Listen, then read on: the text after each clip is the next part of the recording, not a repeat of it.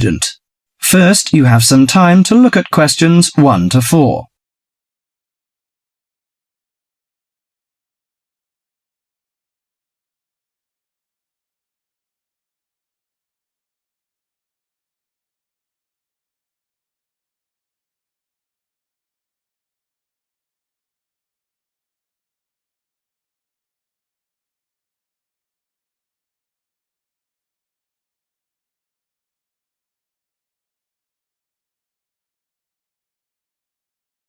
Now listen carefully to the conversation and answer questions 1 to 4. Hello, sit down, please. Thank you. Now, you are a new patient, aren't you? Yes, that's right. Okay, so I'd better get some basic details down first. Right, we'll start with your name. Martin Hansen. Do you spell that S-O-N or S-E-N?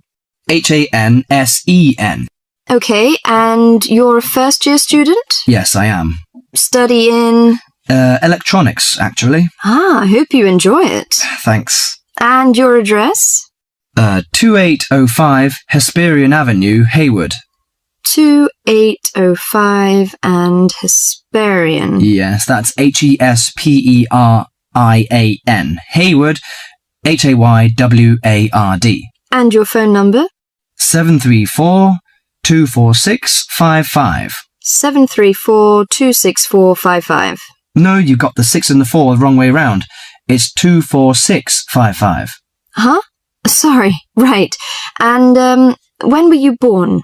The 15th of June, 1986. Here in New Zealand? No, I was born in Sydney. Before you hear the rest of the conversation, you have some time to look at questions 5 to 10.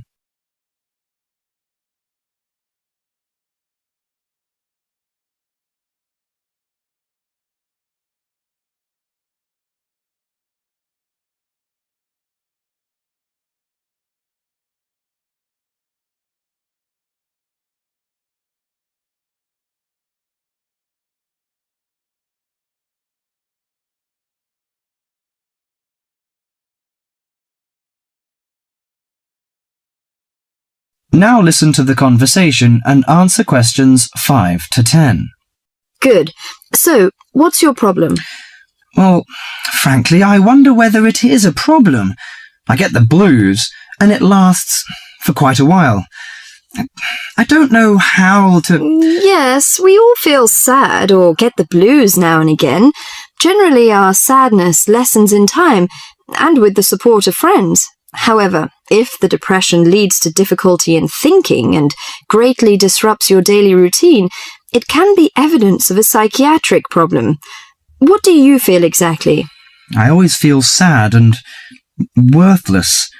I find it hard to fall asleep and wake up early in the morning. How long has it lasted? Nearly half a month. Do you feel fatigue or loss of energy? Or you may have lost interest or pleasure in usual activities? Yes, sometimes. At first I thought I could overcome it by myself, but I failed, and I'm so glad that you came here. It seems that you are suffering mild depression from your symptoms. Depression? Yes, I feel depressed sometimes. But why would I... Depression may occur as a result of biochemical changes in the body. Alcohol, amphetamines, cocaine, and LSD can bring on depression. Those who have a family history of depression usually have a greater risk of depression. Sometimes the worrying changes in life can lead to depression. I see. I had a really bad breakup of a love relationship. It makes me feel hopeless. Do you think I need some treatment? Yes. Antidepressant medications are often used to treat depression, if it is serious. But I don't suggest them at first because of the side effects. I suggest psychotherapy, which can give you support and help you regain control. So do I need to come here every day? No, I will arrange counselling sessions for you, which will last 12 to 20 weeks. You come here once or twice each week. The psychotherapy is directed at helping you gain insight and understanding about events in your life, which may have contributed to your depression. With growing insight, you can often learn more effective ways of coping with your feelings and changing your behaviour. What can I do to take care of myself? Well, at first you should do some physical exercises on a regular basis, at least 3 times a week. How is your food? Do you eat well? Yes, I think so. I eat at my homestay family. Good. Find a hobby or a positive recreational activity to participate in once or twice a week. I know it's difficult for you, though. When you feel it's hard to overcome the depression, come to the counselling session. Remember, ask for help if the load is too heavy to handle. Yes, I'll try. So, when will my counselling session begin? I'm going to arrange that for you. That is the end of part 1. You now have half a minute to check your answers.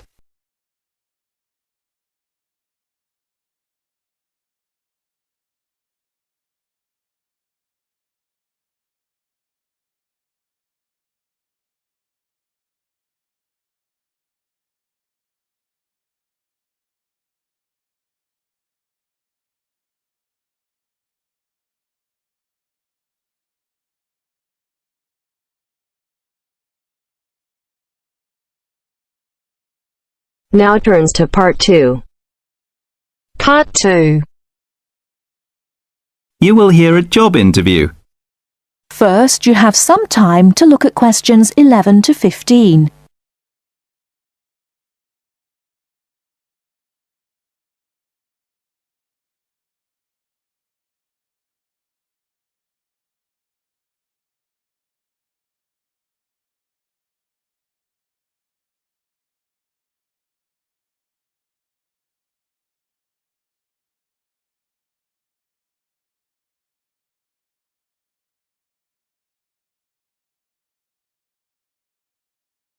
Now, listen carefully and answer questions 11 to 15. Please sit down, Mr. Wilson. My name's Jane Smith, and I'm the personnel manager. Hello, how do you do? Now, this is just a short preliminary interview. I'd like to talk about your present job and what you've done up till now. Yes, of course. Well, could you tell me how long you've had your present position in evening news? It is evening news, isn't it? Yes, that's right. I'm not sure. Let's see. I left university in 2002. Is that right? Yes, 2002. Then I was unemployed for about 2 months. And then I travelled round Britain for a few weeks. So it must be more than 3 years now, in fact. Yes. And have you any particular reason for wanting to change your job? I mean, why do you want to move? Well, I actually like my present job and still find it interesting. The salary's okay, so it's nothing to do with money, though you can always do with more. I suppose the thing is that I'm really very ambitious and keen to get promoted, so that's the real reason. You say you like your job. Can you tell me what aspect you like most? Oh dear, that's difficult. There are so many things. My colleagues are quite nice to go along with, so there's a good cooperative atmosphere. And compared to other presses, the working conditions are great. I mean, the office itself is good. Yes. And then there's the fact that as a journalist, I regularly write articles about what is happening at home or in the world. So I have to make decisions. I must be responsible for what I have written. You know, that's what I really like most about the job. They give me lots of room for initiative. Yes. Well, we're looking for someone who isn't a clock watcher and who isn't too concerned about working fairly long hours. Oh, I don't mind that. I'm used to it. I often work irregular hours. I was very often made to work at night. Before you hear the rest of the talk, you have some time to look at questions 16 to 20.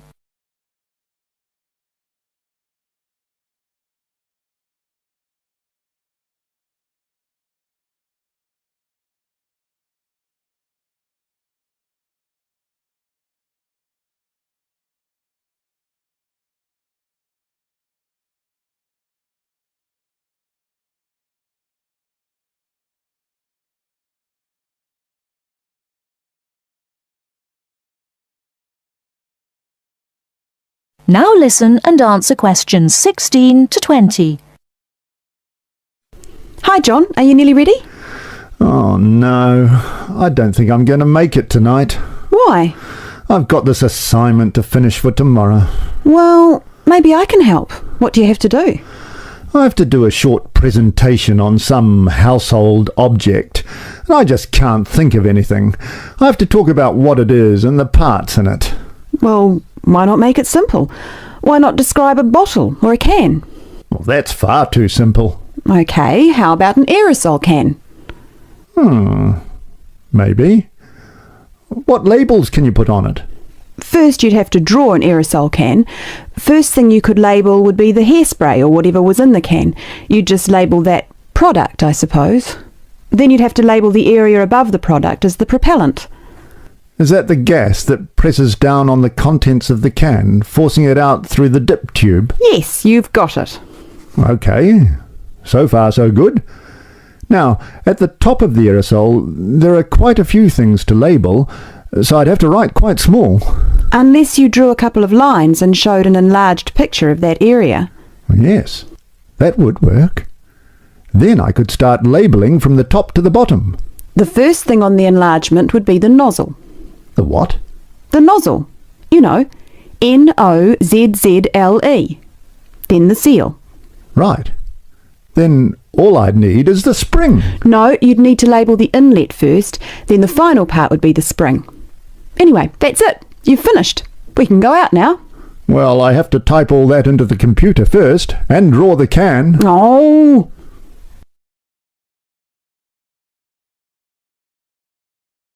That is the end of part 2. You now have half a minute to check your answers.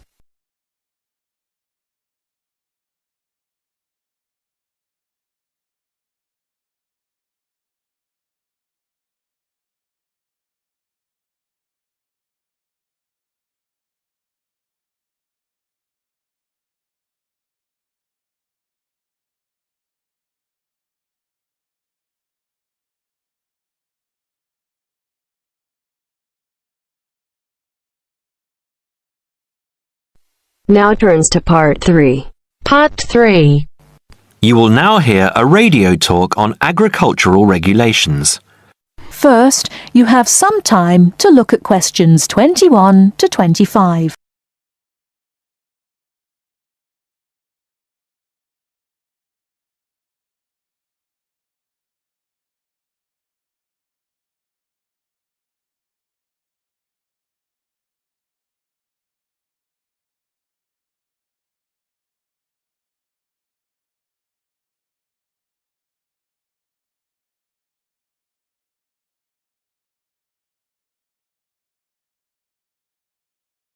Now listen carefully and answer questions 21 to 25. Could there be clearer proof of the arrogance and indifference of those who are supposed to keep our food safe than the muzzling of John Verrill? Agriculture is a business, true, and businesses have to make money. But this shows how ministers and officials put the profits of the agriculture business before the well-being of the British people. Mr. Verrill, a pharmaceutical chemist, was appointed to represent consumers on one of the many committees that advise the government on food safety. When he tried to do his job, though, and wanted to warn ministers of a danger to children's health, he was refused permission to do so. The danger comes from hormones given to cattle in the USA and some other countries to make them grow faster. They speed up the animal's development to maturity, thus making meat production more profitable. There have, however, long been fears that the hormones have horrendous effects on the people who eat them, causing diseases as serious as cancer. Once these hormones were used on British cattle too, but over 20 years ago they were banned in Europe for being too dangerous.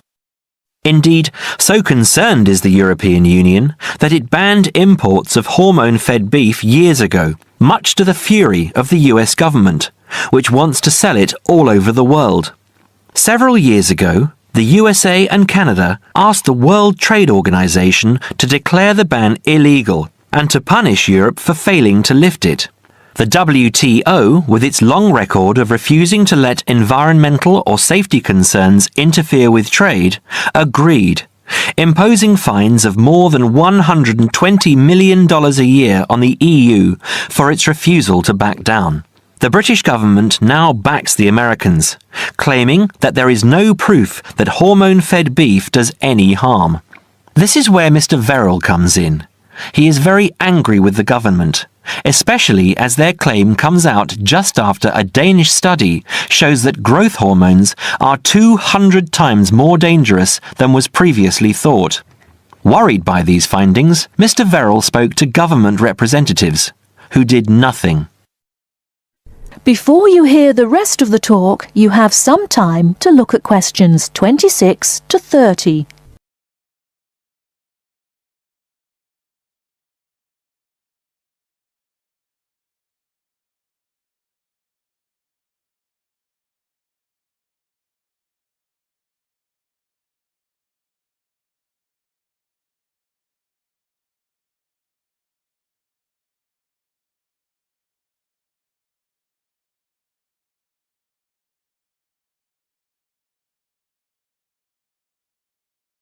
Now listen and answer questions 26 to 30.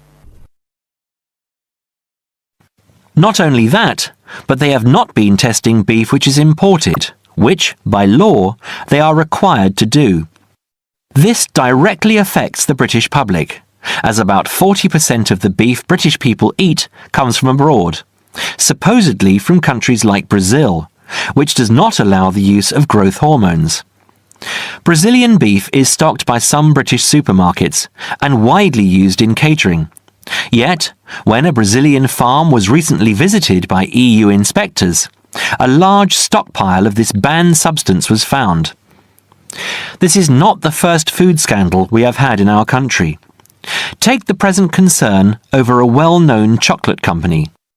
Several months ago, the company found out that its sweets were contaminated with a rare form of salmonella, but they did nothing about it, leaving their sweets in the shops to be bought by the unsuspecting public. It was not until 5 months later, when several children had suffered food poisoning, that the chocolate bars were removed from the shelves. It makes you wonder how many other dangerous foods have been allowed onto our plates. That is the end of part 3. You now have half a minute to check your answers.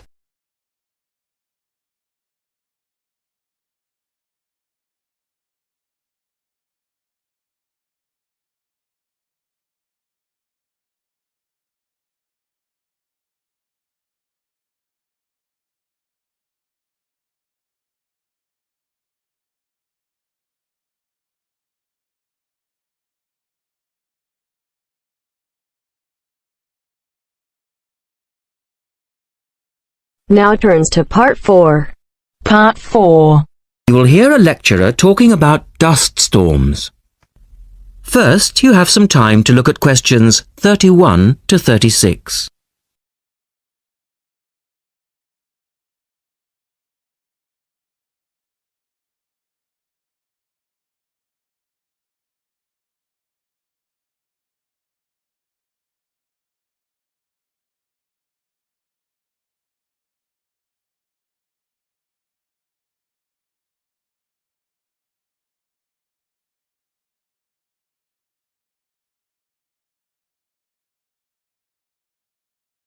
Now listen carefully and answer questions 31 to 36.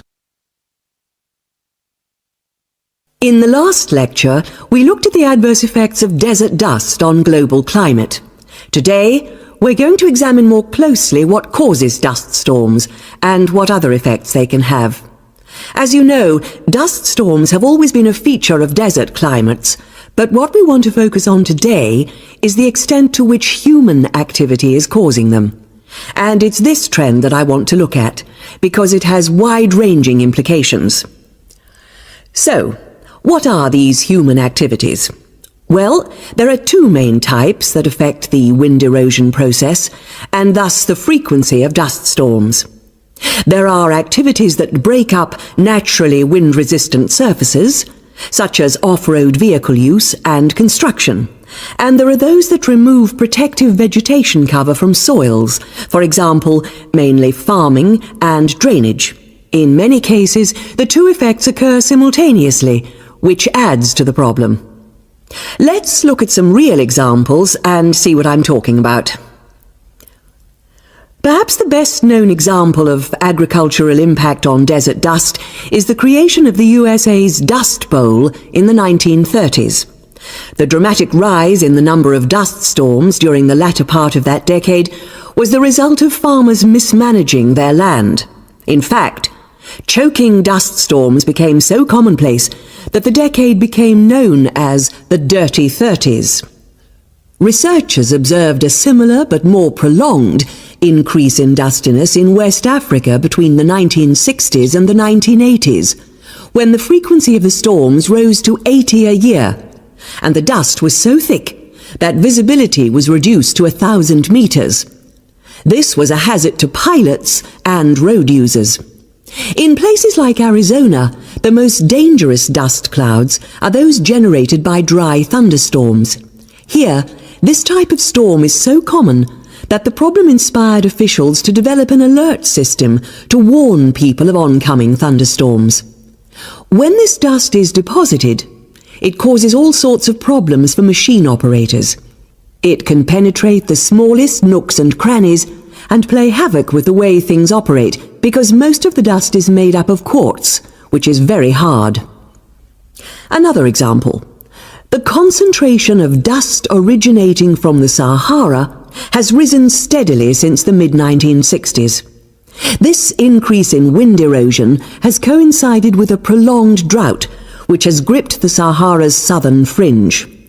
Drought is commonly associated with an increase in dust-raising activity, but it's actually caused by low rainfall, which results in vegetation dying off. In the second part, the speaker talks about the drying up of the Aral Sea. Look at questions 37 to 40.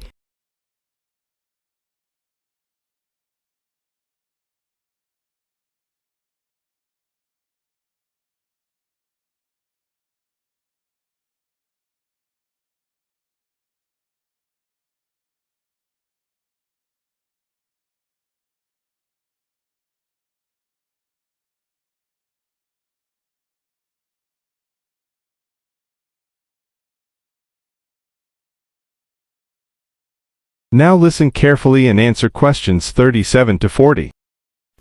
One of the foremost examples of modern human-induced environmental degradation is the drying up of the Aral Sea in Central Asia. Its ecological demise dates from the 1950s, when intensive irrigation began in the then Central Asian republics of the USSR. This produced a dramatic decline in the volume of water entering the sea from its two major tributaries. In 1960, the Aral Sea was the fourth largest lake in the world, but since that time it has lost 2/3 of its volume. Its surface area has halved, and its water level has dropped by more than 216 meters. A knock-on effect of this ecological disaster has been the release of significant new sources of wind-blown material as the water level has dropped. And the problems don't stop there. The salinity of the lake has increased so that it is now virtually the same as seawater. This means that the material that is blown from the dry bed of the Aral Sea is highly saline. Scientists believe it is adversely affecting crops around the sea because salts are toxic to plants. This shows that dust storms have numerous consequences beyond their effects on climate, both for the workings of environmental systems and for people living in drylands. That is the end of part 4. You now have half a minute to check your answers.